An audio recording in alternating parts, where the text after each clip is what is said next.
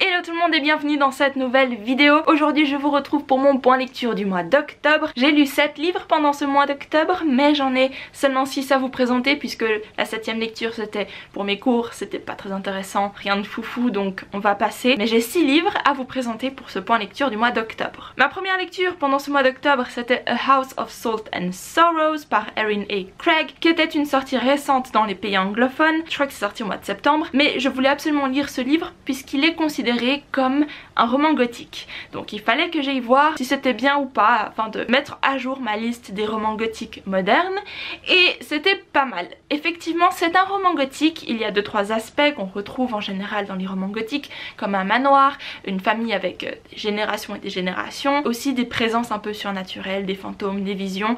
Voilà, on va suivre donc 12 sœurs qui habitent dans ce manoir, enfin 12, on en a je crois 8 au départ puisque 4 d'entre elles sont décédées dans les années qui précèdent notre histoire. Et oui, c'était un petit peu glauque puisque les plus jeunes sœurs commencent à avoir des visions et voient les vieilles sœurs, enfin les plus âgées qui sont mortes dans des circonstances assez étranges, donc elles ont des visions assez horrifiques. C'est une réécriture du conte des 12, non, du Bal des 12 princesses je crois, écrit par les frères Grimm. Donc j'ai bien aimé cet aspect de réécriture même si je connaissais pas le conte original, mais j'ai beaucoup aimé cette histoire dans l'ensemble, sauf la fin. Parce que la fin est un peu tirée par les cheveux, j'ai pas trop compris, ou alors j'ai pas juste accroché à leur explication du pourquoi du comment, mais en soi au niveau de l'ambiance, du côté chair de poule, on est servi. C'est très atmosphérique, il y a un petit côté victorien puisque c'est dans un univers fantasy mais ça ressemble très franchement à notre monde, mais il y a 2-3 aspects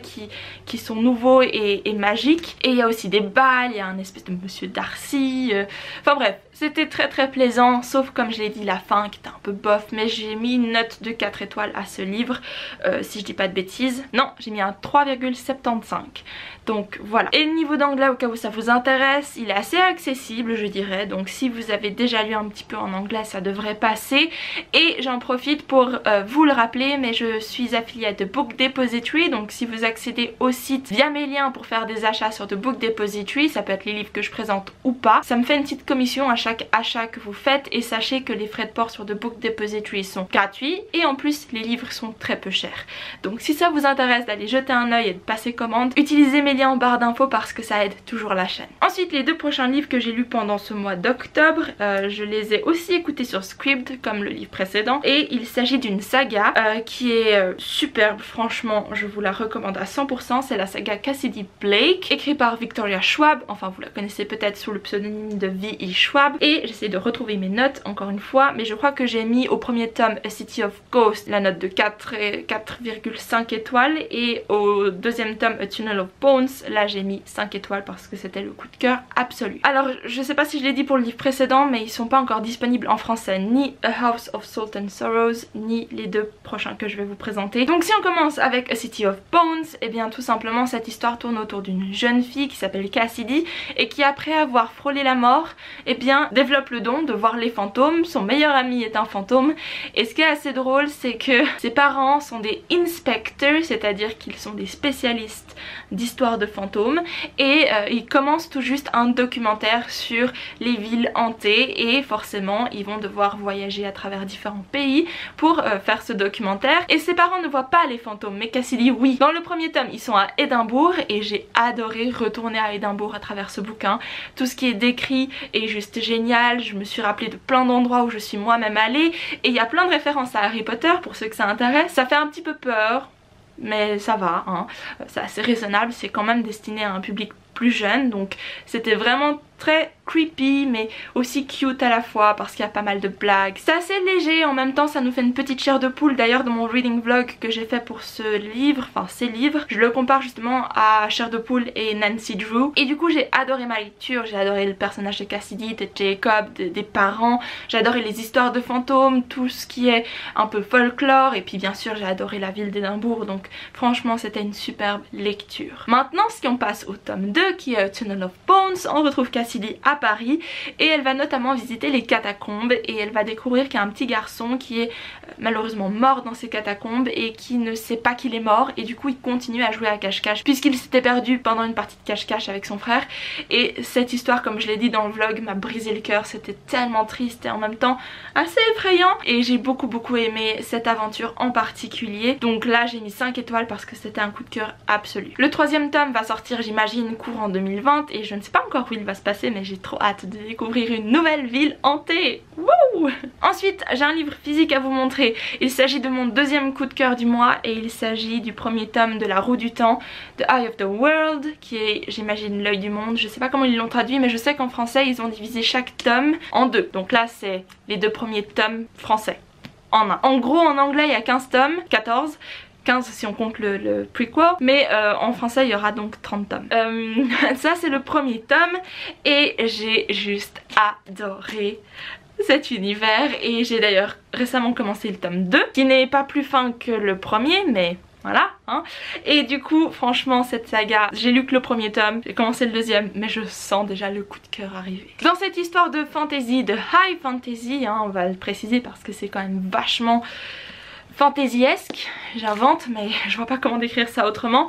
Disons que c'est vraiment tout un univers super complexe et super intéressant et super magique. Et du coup on va suivre Rand qui est de base un fermier perdu au milieu de nulle part dans un village où tous les habitants se connaissent, et du jour au lendemain ils vont se faire attaquer. Donc lui et deux de ses meilleurs amis, ils vont se faire attaquer par des Trollocs qui est l'équivalent d'un homme mi-chèvre, mi oiseaux, des fois ça dépend de comment ils sont décrits, et différentes espèces, enfin bref. Et du coup ils vont devoir fuir leur village avec une sorcière, une sorte de sorcière qui était présente dans leur village un petit peu par hasard ou pas, et ils vont devoir former comme une communauté et partir dans une autre ville qui s'appelle Tar Valon, et du coup commence une aventure inattendue.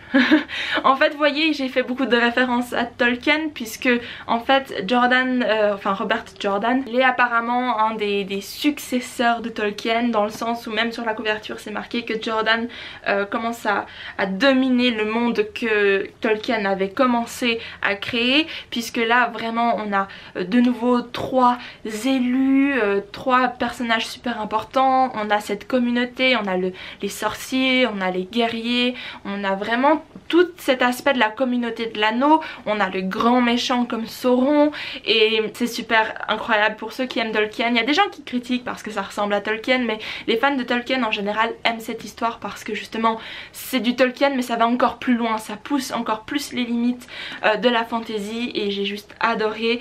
J'aime beaucoup les personnages, l'histoire est très intéressante, il y a cette idée de quête, ils vont d'un point A à un point B, mais ils rencontrent beaucoup d'imprévus pendant leur chemin, pendant leur voyage, donc ça amène à beaucoup d'action, beaucoup de développement de personnages. Franchement si vous aimez Tolkien, si vous aimez le genre de la fantasy, c'est 15 tomes, 15, mais ça vaut la peine je pense. Et là j'ai qu'une hâte, c'est de continuer avec le tome 2 pour replonger dans cet univers vraiment. Et voyez tous les post-it que j'ai mis, c'est juste incroyable. Et la moitié des post-it c'est juste pour que je puisse comprendre le monde, comment il fonctionne, parce que ça c'est juste, je pense, la petite difficulté avec cette saga, ou en tout cas ce premier tome, c'est qu'il nous balance beaucoup d'informations pendant tout le bouquin, hein, c'est pas concentré qu'au début, et justement il nous explique pas comment tout fonctionne, c'est à nous de comprendre par nous-mêmes via différents personnages. C'est juste nous qui devons vraiment nous mettre dans cet univers pour comprendre comment il fonctionne, et non pas juste avoir les infos sur 3 lignes et puis voilà. Donc c'est vraiment un investissement autant intellectuel que financier, puisque 15 tomes, enfin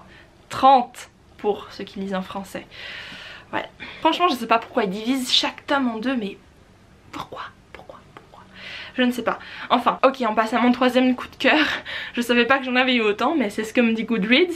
Il s'agit donc de The Book Collector par Alice Thompson, qui est un autre roman gothique, et oh mon dieu, qu'est-ce qu'il est perturbant, mais en même temps phénoménal ce livre. Franchement, quelle belle découverte. J'ai fait un reading vlog aussi pour celui-ci, et oh mon dieu, j'en reviens toujours pas en fait. J'ai trouvé ce livre complètement par hasard, mais quelle révélation du roman gothique. Donc en fait dans cette histoire on va suivre une jeune femme qui devient obsédée par un des livres que son mari possède, puisque son mari est libraire, enfin il collectionne les premières éditions de livres. Elle devient vraiment obsédée avec un bouquin, pas n'importe quel bouquin, c'est un livre de contes, mais disons que pour son mari ce bouquin a une place spéciale parce qu'il a une propriété unique et très dégoûtante à la fois, mais enfin je vous laisse découvrir ça par vous-même. Et en gros on suit son parcours depuis le début de sa relation avec son mari et comment elle devient obsédée avec ce livre et comment elle finit dans un asile 2 fois. Et c'est très intéressant parce que y a beaucoup de sous-entendus, il y a beaucoup de jeux de mots où on se dit est-ce qu'elle est vraiment folle ou en fait est-ce que c'est elle qui est saine d'esprit et c'est tous les autres qui sont complètement fous. Donc on a vraiment le doute et franchement il est très court, il fait même pas 200 pages, ouais il fait 150 pages si on veut et waouh quelle expérience incroyable. Je me suis dit waouh, qu'est-ce que je viens de lire là, parce que j'ai beaucoup de peine à mettre des mots sur ce bouquin tellement il m'a juste waouh, mind blown. Et je pense vraiment le relire une deuxième fois parce que je pense qu'en le relisant on va capter beaucoup de petits détails très intéressants. Ok, donc on passe à ma dernière lecture du mois d'octobre qui était donc The Queen of the Tearling par Erika Johansen. Et j'ai pas donné une très bonne note à ce livre, je lui ai donné 2,5 sur 5 parce que j'étais pas très convaincue par la timeline et le développement du personnage. Alors j'ai reçu ce livre dans une cube, j'avais un unboxing dans un des reading vlogs que je mettrai juste en haut si ça vous intéresse de voir l'unboxing, mais j'avais demandé de la fantasy parce que la Cube est un service livresque qui vous envoie un livre selon vos envies et j'avais demandé de la fantasy, j'avais précisé comme du Brandon Sanderson et on n'est pas très près du Brandon Sanderson malheureusement, mais bon qui peut l'égaler en même temps. Donc c'est l'histoire d'une jeune fille qui est en fait l'héritière du trône, sauf qu'il y a eu un espèce de coup d'état, ils ont renversé la reine et elle a été ensuite élevée en secret pour cacher son identité et puis pour que personne puisse l'assassiner, pour s'emparer du trône. Et du coup quand elle a 19 ans et qu'elle peut légalement réclamer le trône, elle va décider d'aller reprendre son trône que son oncle lui avait volé, enfin voilà. Donc ce qui m'a dérangée vraiment c'est je pense l'évolution du personnage principal parce que oui elle a été élevée en secret, oui elle a eu une sorte d'éducation qui la préparait à être reine indirectement et c'est juste que elle passe de l'état ah je doute de moi à l'état ah je sais ce que je veux faire en un claquement de doigts et en 100 pages à peu près. C'est juste une transition pas du tout crédible et j'ai pas aimé parce qu'au niveau du développement du personnage il y a zéro développement, on passe juste d'un état à un autre et c'est très bof. En plus de ça j'ai pas forcément compris l'univers puisque on était censé être dans un setting médiéval avec des épées, des armures et tout ça et au bout d'un moment on nous parle de livres électroniques et de cigarettes. Ouais, j'ai juste pas compris et ça m'a vraiment mis hors de ma lecture dans le sens où j'étais pas à fond dedans, j'étais juste en train de lire genre ok. Donc voilà, j'étais pas convaincue donc ça l'a pas fait pour moi, je pense pas continuer cette saga, voilà. J'ai oublié de le préciser mais comme j'ai mentionné Cube juste avant, il faut aussi que je vous dise que j'ai un code promo dans la barre d'infos qui vous donne 10% sur votre première box. Donc si vous voulez essayer de vous inscrire à Cube, n'oubliez pas le code promo dans ma barre d'infos qui est toujours là puisque c'est illimité. Sinon c'est tout pour cette vidéo, n'hésitez pas à me dire en commentaire quel a été vos coups de cœur du mois d'octobre. N'oubliez pas de me suivre sur les réseaux sociaux et à vous abonner à la chaîne si le contenu vous a plu. Je vous fais plein de bisous et je vous dis à très bientôt dans une nouvelle vidéo. Bye!